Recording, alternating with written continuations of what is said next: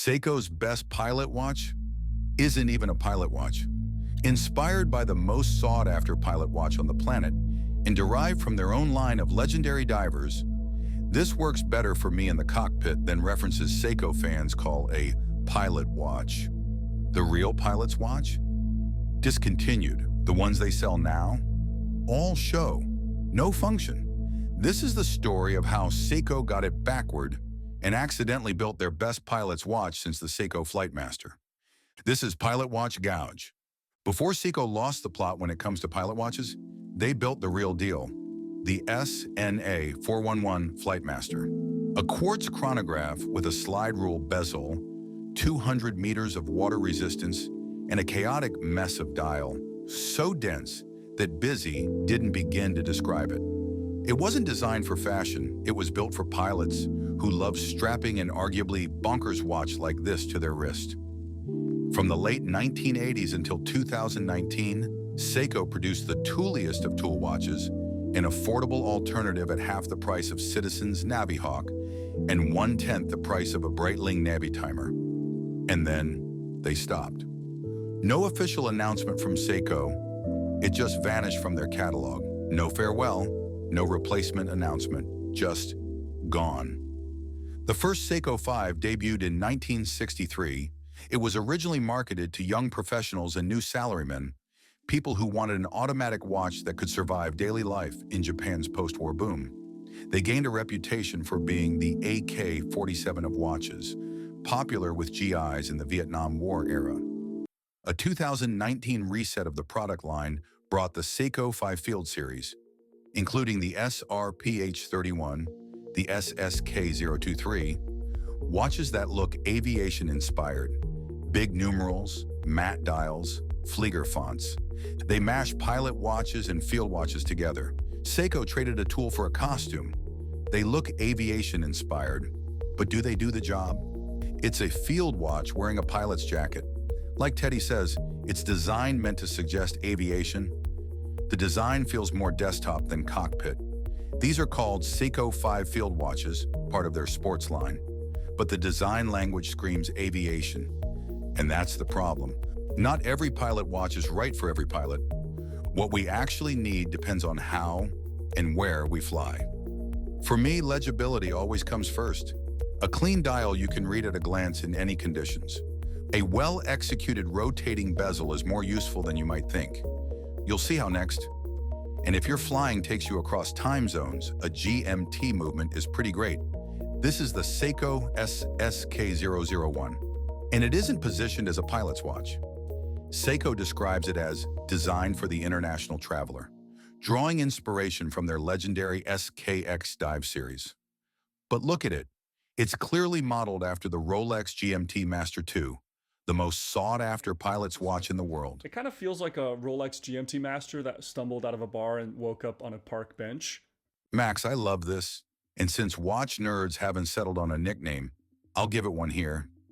I say we start calling the 001 Seiko's Stealth Traveler.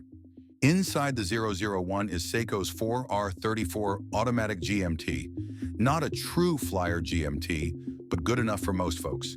A second time zone and a rotating 24-hour bezel that reads at a glance. Set the red hand to Zulu, rotate the bezel to your destination's time, and now you've got local, home, and UTC all on one dial. I'd recommend a True Traveler GMT to anyone flying long haul, but for me this still works.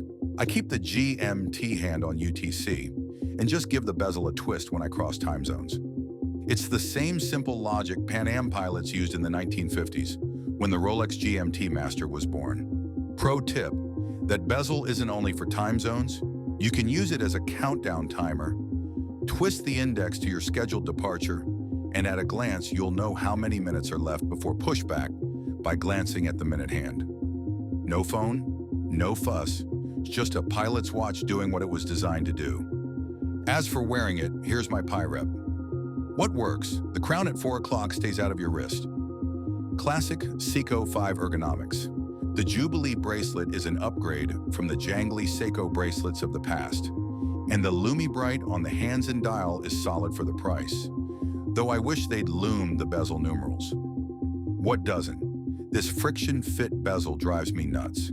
No clicks, just smooth rotation. I want tactile feedback. The stamped clasp feels cheap. It works, but it's the weak point. I'd recommend a mod. And remember, this isn't a dive watch, so don't expect SKX level lume.